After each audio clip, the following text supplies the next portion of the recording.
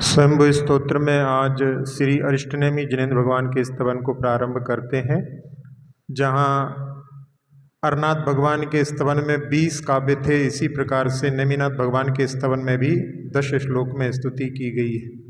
सबसे पहले 2 श्लोकों में अपन एक साथ में अर्थ देखेंगे, जिसमें विशेषणों से विशिष्ट भगवान कैसे हुए इसको बतला रहे हैं। भगवान ऋषि परम योग दहन हुत कलमशेंधन,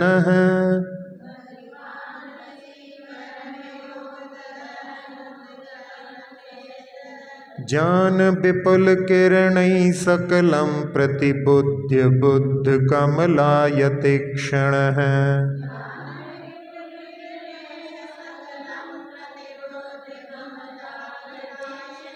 हरिवंश के तुरन वद्य विनय दम तीर्थ नायक,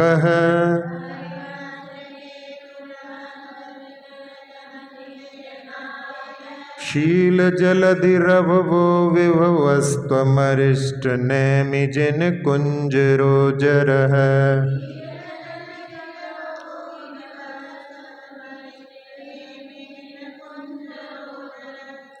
हाँ, इस काव्य में कह रहे हैं भगवान जो विशिष्ट ज्ञानवान होते हैं, इंद्रादियों के द्वारा पूज्य होते हैं, और जो ऋषि हैं, जहाँ 64 रिद्धियों के धारी भगवान होते हैं, उनमें सर्वोत्कृष्ट जो है केवल रिद्धि होती है।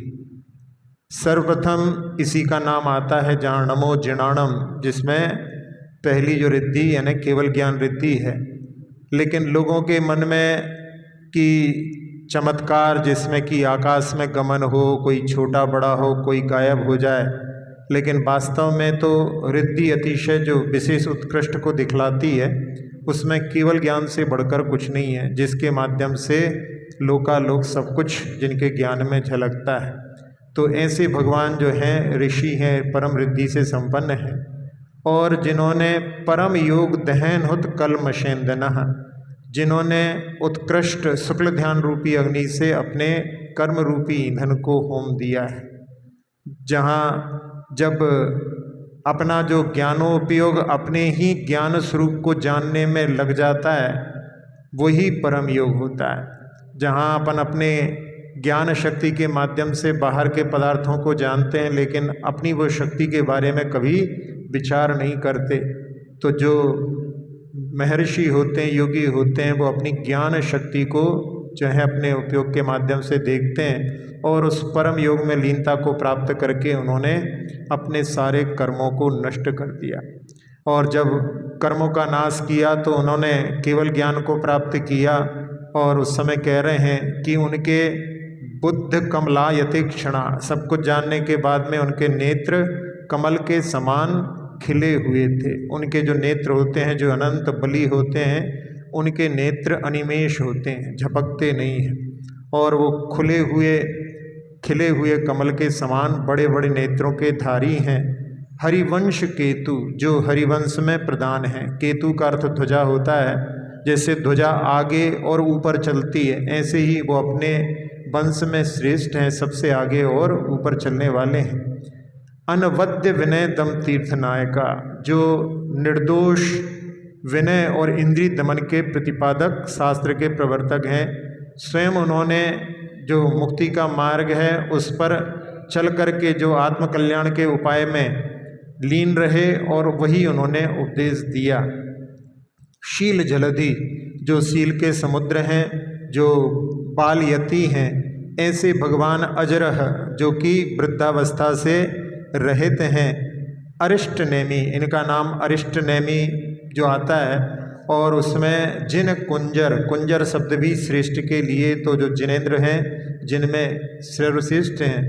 ज्ञान विपुल किरणै, उन्होंने अपनी ज्ञान रूपी विस्तृत किरणों के द्वारा सकलम प्रतिबुद्ध, समस्त लोकालोक को जान करके और प्रकाशित किया, और विभवा अभव, यानी संसार से मुक्त हुए थे। ऐसे जो है नेमिनाथ भगवान का इन 2 काव्यों में वर्णन किया गया। अब भगवान के चरण युगल कैसे हैं, उनके लिए कह रहे हैं। त्रिदुसेन्द्र मौलि मणिरत्न किरण विस्वरूप चुंबितम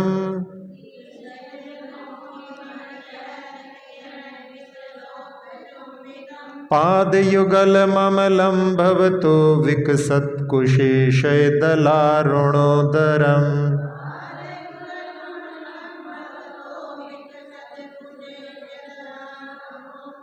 नखचन्द्ररश्मिकवचातिरुचिरशिखराङ्गुलिस्थलम्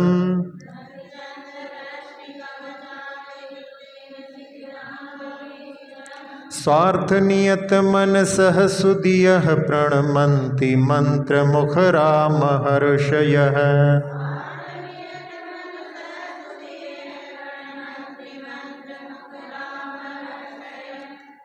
त्रिदशेन्द्र मौली, जो तीनों दशाएं जिनकी समान होती हैं, ऐसे स्वर्ग के इंद्रों के मुकुटों में जो बड़ी बड़ी कांतिमान जो रत्न और मणियाँ लगी रहती हैं, उनकी किरणों से जिनके चरण कमल चुंबित हैं, यानी वो चरण कमल को स्पर्शित करती हैं, और जिनके पाद युगल यानी दोनों चरण युगल को जो भवता है यानी आपके विकसत कुशेशे दलारुणोदरम, जो कैसे हैं, जिनका तलभाग खिले हुए कमल दल के समान लाल वर्ण का है, और नख चंद्र रश्मि कवचाती, जिनकी उंगलियों का जो स्थान है जहाँ पर नख हैं, वो वहाँ पर नख रूपी चंद्रमा की किरणों के जो परिवेश से बहुत ही मनोहर अग्रभाग से सहित हैं। ऐसे चरण कमल के लिए स्वार्थ नियत मनसः,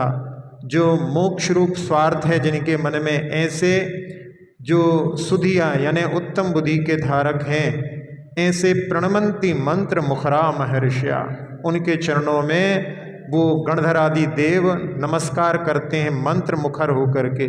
तो उनके लिए नमो नेमि जिनाणम, तो ऐसे नेमि जिनाणम 7 अक्षर का ये मंत्र के माध्यम से उनके चरणों में और उनके चरणों की विशेषताओं को यहाँ पर बतलाया गया है कि उनका जो तल भाग है वो लाल लाल खिले हुए कमल के समान, और इंद्र उनके चरणों में नम्रीभूत होते हैं। ऐसे भगवान के चरणों का वर्णन इस काव्य में किया है। अब आगे नारायण और बलभद्र आपके चरणों में प्रणाम करते थे, इसको बतलाते हैं। द्युतिमद्रथांगर बिबिंब किरण जटिलांशु मंडल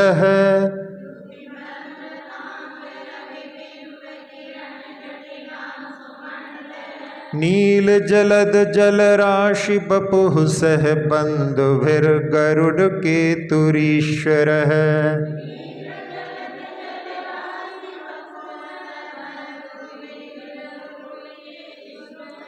हल वृक्ष ते स्वजन भक्ति मुदित हृदय जनेश्वर।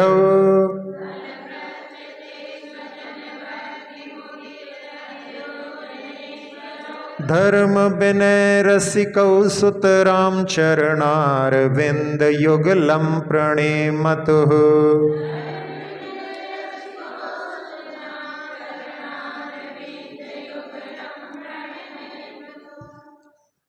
द्युति मद्रथांग रविबिंब किरण जटिलान सुमंडलः, जो द्युतिमान है यानी कांतिमान है, और रथांग, रथ का अंग यानी रथ का अंग पहिए होते हैं, चक्र होता है, तो ऐसे सुदर्शन चक्र रूपी जो सूर्य बिंब की किरणों से जिनकी कांति का मंडल व्याप्त हो रहा है, और जटिलांशु मंडला यानी कांतिमान सुदर्शन चक्र रूपी सूर्य बिंब की किरणों से जिनके कंधे का प्रदेश व्याप्त हो रहा है, और नील जलद जल राशि बपुहु, जो नीले मेघ और जो जल राशि यानी समुद्र के समान जिनका श्यामल शरीर है।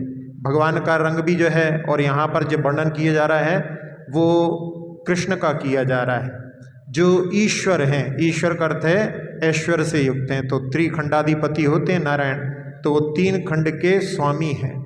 गरुड़ केतु, उनका जो ध्वजा थी उसमें गरुड़ का चिन्ह था, तो वो श्री कृष्ण, और साथ में हलव्रत उनके भाई जो बलभद्र हैं। स्वजन भक्ति मुदित हृदयो, जिनमें अपने बंधु की भक्ति से जिनका चित्त प्रसन्न हो रहा है। और जो जनेश्वर, जो लोक के स्वामी हैं, धर्म विनय रसिकौ, जो धर्मार्थ विनय के रसिक हैं, ऐसे दोनों भाइयों ने बंधु भी सी और भी अपने भाइयों के साथ में ते चरणार विंद युगलम सुतराम प्रणेमतु, आपके चरण युगल को बार बार प्रणाम किया था। तो लाखों वर्ष पूर्व में जो तीर्थंकर श्री नेमिनाथ भगवान हुए हैं, उसी समय में श्री कृष्ण और बलदेव भी हुए थे। और जहाँ सबसे बड़े भाई समुद्र विजय के पुत्र नेमिनाथ हुए हैं और उनके सबसे छोटे भाई वसुदेव के पुत्र ये दोनों हुए हैं। तो उस समय में जहाँ सबसे ज़्यादा नारायणों में प्रसिद्ध हुए हैं तो श्री कृष्ण प्रतापी हुए। और वैसे तो जो हैं बलभद्र बड़े होते हैं, जो जैसे राम बड़े थे और लक्ष्मण ने सेवा की, लेकिन यहाँ पर जो इनका प्रभाव ऐसा रहा कि इनकी सेवा इनके बलदाऊ करते थे। तो समय समय की बात है। तो ऐसा जो है जब इनके जो है कुटुंब के ही हैं, चचेरे भाई हैं, जब भगवान ने केवल ज्ञान प्राप्त किया, उनका सम्मोषण लगा, तो वो उज्जयंत पर्वत पर जाकर के भगवान की आराधना के लिए पहुँचे थे। और उस समय में भगवान का आकर्षण कि भगवान के चरणों में सत इंद्र उनको नमन करते हैं और जितने भी राजा आदि रहते हैं वो भी सब उनके चरणों में आकर्षित होकर के पहुंच जाते हैं। तो वास्तव में वो आकर्षण जीव का स्वयं का अपना भी, कि जो अपना भला चाहते हैं, जिनके मन में भलाई की इच्छा होती है, वो ही जो है अपने स्वरूप से लगाव प्राप्त करने के लिए, क्योंकि उसका साधन प्रभु की भक्ति होता है, तो वो भगवान के चरणों में अपने कल्याण के लिए पहुंच जाते हैं। अब जिस पर्वत पर नारायण और बलभद्र ने प्रणाम किया था, उस उज्जयंत गिरि का वर्णन करते हैं। ककुदम्भ वह खचर योषि दुसित शिखरैरलंकृतः,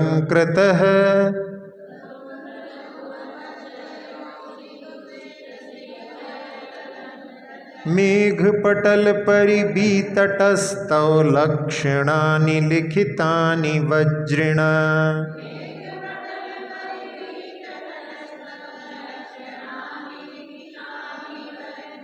वहतीति तीर्थमृषिभिश्च सततमभिगम्यतेद्य च,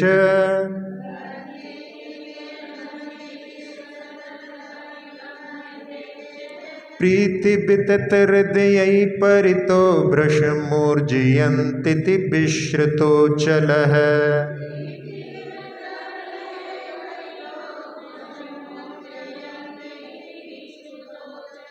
हाँ, ककुदम्भ वह, जो पृथ्वी का ककुद है, जो बैल होता है उसके पीठ पर जो ऊंचा भाग होता है वो जो है ककुद कहलाता है। तो वो पर्वत जो है उज्जयंत पर्वत, वो पृथ्वी का ककुद है। आसपास में सब जगह बिल्कुल यानी प्लेन जगह है और बीच में ही इतना बड़ा पर्वत, इतनी ऊंचाई वाला, इसलिए उसको आचार्य समदभद्र स्वामी भुवः ककुदम यानी पृथ्वी का वो बैल के कंधे के समान ऊंचा और शोभा उत्पन्न करने वाला स्थान है। और कैसा है वो? खचर योषित दुसई शिखरई, जो विद्याधरों की स्त्रियों से सेवित शिखरों के द्वारा अलंकृत है। और इतनी ऊंचाई पर है कि जहाँ पर मेघ पटल सब जो है नीचे रह जाते हैं, बादल नीचे दिखाई देते हैं। और पर्वत बहुत विस्तृत है, इसलिए उसके तटों को मेघ समूह घेरे रहते हैं। ऐसा लगता है जैसे वो पर्वत की परिक्रमा कर रहे हैं। वज्रिणा लिखितानि तव लक्षणानि बहती थी तीर्थ, जब भगवान को मोक्ष हुआ उस पर्वत के ऊपर से जहाँ उनके 3 कल्याणक हुए हैं, इसलिए शिखर जी में जहाँ उनके चरण हैं वहाँ पर 3 चरण बनाए हैं सफ़ेद रंग के। तो भगवान ने यहीं पर जब विवाह के लिए गए थे तो वहीं उनके लिए वैराग्य हो गया, तो दीक्षा कल्याणक भी वहीं हुआ और वहीं उनको जो है केवल ज्ञान हुआ और वहीं से उन्होंने निर्वाण को प्राप्त किया। तो ऐसे 3 कल्याणक जहाँ हुए हैं, जब भगवान ने मोक्ष को प्राप्त किया तब मोक्ष कल्याण मनाने के लिए जब चारों निकाय के देव आते हैं तो आखिरी में उनके जो शरीर का वहाँ पर अंतिम संस्कार आदि करके जाते हैं, तो उस समय उनकी जो राख रहती है, भस्म रहती है, उसको अपने शरीर पर मस्तक पर धारण करते हैं और इंद्र जिसका नाम वज्री भी होता है, वो वज्र हाथ में रखता है, तो उस वज्र के माध्यम से वो चरण का निर्माण करता है। तो जो ऊर्जयंतगिरी पर्वत पर 5वीं जो टोंक है उस पर उसके हाथ से बने हुए चरण हैं, जो है बिल्कुल उसमें कोई परिवर्तन नहीं है, वो उन्हीं के द्वारा बनाए हुए हैं। तो जो अभी भी उन चिन्ह को धारण करता है, ऐसा जो तीर्थ स्थान सतत अद्यचा, यानी पहले भी और आज भी प्रीति वितत हृदयी ऋषिभिश्च परितः वृषम अभिगम्यते, आज भी जो है जो प्रीति से विस्तृत चित्त वाले हैं, ऐसे ऋषियों के द्वारा सब ओर से अत्यधिक सेवित है। इति विश्रुतः उर्जयंत अचला, ऐसा जो है अतिशय प्रसिद्ध वो उर्जयंत नाम का पर्वत है। तो जहाँ उर्जयंत शब्द की एक जब संस्कृत के हिसाब से व्याख्या की जाती है तो उर्जयंती यानी हृदय को जीत लेता है, और जिसमें प्रीति से विस्तृत, यहाँ पर आचार्य समर्थभद्र स्वामी लिख ही रहे हैं कि जो प्रीति से विस्तृत हृदय है जिनका, ऐसे महर्षियों के द्वारा जो निरंतर सेवित होता है उसको उर्जयंत कहते हैं। और जहाँ पर ऋषि जो हैं हमेशा जिसकी सेवा करते हुए आए हैं, जहाँ पर धरसेन स्वामी भी वहाँ चंद्र गुफा में निवास करते थे, जिन्होंने आखिरी समय में अपने जो ज्ञान था उसको उन्होंने भजन के लिए पुष्पदंत और भूतबली महाराज के लिए समर्पित कर दिया था। ऐसे धरसेन स्वामी भी उसी गिरनार पर्वत पर रहते थे। तो यहाँ पर वो जो है पर्वत बड़ा प्रसिद्ध है, और उस पर्वत पर आज भी जो है वहाँ पर सेवा करने के लिए, उसकी आराधना करने के लिए लोग जाते हैं। काल का प्रभाव कि जब 1875 में जो पुरातत्व के यानी अंग्रेजों के समय में एक अंग्रेज जो वहाँ ऑफिसर थे, उन्होंने 1875 में घोषित किया था कि ये पर्वत जैन लोगों का है। फिर इसके बाद में जब डिवीज़न हुआ, उस समय में डिवीज़न के समय में जो वहाँ का जूनागढ़ का नवाब था वो उसको पाकिस्तान में सम्मिलित करना चाहता था। तब उस समय में सरदार पटेल ने कि इस पे जैन तीर्थ है, ये जो है भारत में ही रहेगा, और उस समय में जैन समाज ने 1100 रुपये का चेक उनके लिए नवाब के लिए दिया था कि आप इसको पाकिस्तान में शामिल मत करो। और 1902 में 14 में 36 में वहाँ जो नवाब थे उनको उनसे आज्ञा लेकर के 5वीं टोंक पर वहाँ पर कार्य भी जो है जैन समाज ने करवाया। तो इतिहास की दृष्टि से वो जैन तीर्थ था, लेकिन लोगों ने बीच में जो है वहाँ पर जाना कम हुआ और अन्य लोगों ने उस पर आक्रमण कर लिया, यानी अतिक्रमण कर लिया। तो ऐसी स्थिति हुई है, लेकिन जहाँ बड़े बड़े आचार्यों ने भी उसकी स्तुति की है तो उसमें कि वो आज भी जो है वहाँ पर महान ऋषियों के द्वारा सेवित है, ऐसा उर्जयंत पर्वत जिस पर जाकर के कृष्ण और बलराम ने भगवान के चरणों में नमन किया था। अब आगे भगवान नेमि जिनेन्द्र के सर्वज्ञता का वर्णन करते हैं। बहिरंतरप्युभयता च करणमभिघाति नार्थकृत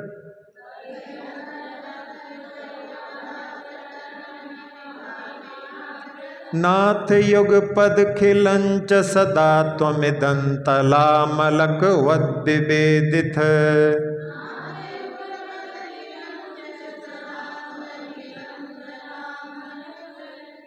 अतएव ते बुधनुतस्य चरित गुणमद्भुतोदयम्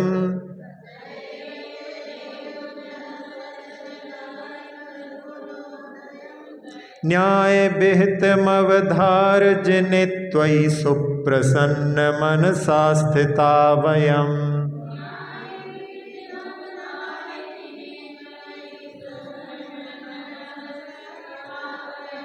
हाँ, इस काव्य में कह रहे हैं आचार्य समर्थभद्र स्वामी, इदम अखिलम युगपदम च सदा, आप समस्त संसार को एक साथ और सर्वदा, यानी जो केवल ज्ञान होता है वो एक बार प्रकट होने पर कभी भी छूटता नहीं है, तो सर्वदा तला मलकवत विवेदितः, अपने तल यानी हाथ के ऊपर आमलकवत, आमलक शब्द के एक तो अर्थ आंवला होता है, कई कई जगह व्याख्या में उसको आंवले को, अपने हाथ पर रखे हुए आंवले को जैसे देखते हैं ऐसे भगवान पूरे लोकालोक को देखते हैं। लेकिन अपन आंवले को देखो तो आंवले की गुठली दिखाई नहीं देती, तो वो आमलक शब्द में जो आंवला है वो अर्थ नहीं है, आमलक का अर्थ स्फटिक मणि भी होता है, निर्मल होती है, उसको आमल यानी मल से रहित है। तो स्फटिक मणि के समान, जैसे स्फटिक मणि हाथ पर रखी हो तो उसके अंदर का सब कुछ दिखाई देता है। तो उसमें समीचीन अर्थ वहाँ पर कि भगवान अपने ज्ञान के माध्यम से हाथ में रखे हुए स्फटिक मणि के समान लोकालोक सबको जानने में समर्थ हैं। और उनकी जो इंद्रियां हैं, बही च अंतरभिकरणम च उभयता अभिघाती अर्थकृतना, तो उसमें उनकी आंखें जहाँ खुली रहती हैं और वो उनके माध्यम से देखते नहीं हैं, तो इसलिए कहती है अर्थकृतना, यानी वो कोई उपकार भी नहीं करती हैं और बाधक भी नहीं है उनके ज्ञान में। वो अपने जो इंद्रियां हैं उनके लिए कोई बाधा भी उत्पन्न नहीं करती, यानी वो वहाँ पर बस केवल उपस्थित हैं, पंचेंद्रिय कहलाते हैं। बाकी वो अपनी इंद्रियों के माध्यम से, क्योंकि इंद्रियों के माध्यम से तो क्षेम ज्ञान होता है, तो वो तो जो है स्पष्ट क्षय ज्ञान के माध्यम से जानते हैं, इसलिए ये उनके लिए ना तो उपकारक हैं और ना कोई बाधा उत्पन्न करती हैं। और भगवान का जो अद्भुत उदय यानी आश्चर्य करने वाला जो अभ्युदय है, वो न्याय विहितम यानी आगम ज्ञान से सिद्ध जो चरित गुणम अवधार्य, यानी उनके जो प्रसादकता यानी उनकी जो प्रसन्नता, जो मन की पवित्रता को उन्होंने प्राप्त किया, उसको अवधार्य वयम यानी हम अपने मन में धारण करके सुप्रसन्न मनसा त्वयि जिने स्थिता, हे भगवान अत्यंत प्रसन्न चित्त होते हुए हम आपके चरणों में उपस्थित हुए हैं, यानी हम आपकी शरण में आए हैं। तो यहाँ आपसे अनुराग रखते हैं और आप हम सब पर प्रसन्न चित्त होकर के हमारे ऊपर जो है प्रसन्न हो, तो वहाँ पर वही कि भगवान हम आपके गुणों में प्रसन्नता का भाव लेकर के उन गुणों का स्मरण करते हुए आपकी चरणों में बैठे हैं। और साथ में भक्ति में बस केवल यही आकांक्षा है कि हमारा मन, हमारा चित्त आपके चरणों में ही रमा रहे, लगा रहे, ऐसी कामना के साथ में और कोई लौकिक कामना न रखते हुए नेमिनाथ भगवान की जो है स्तुति को यहाँ पर पूर्ण किया। तो इति श्री ऊर्जयंत गिरितः मुक्ति प्राप्ताय श्री अरिष्ट नेमि जिनेन्द्राय नमो नमः।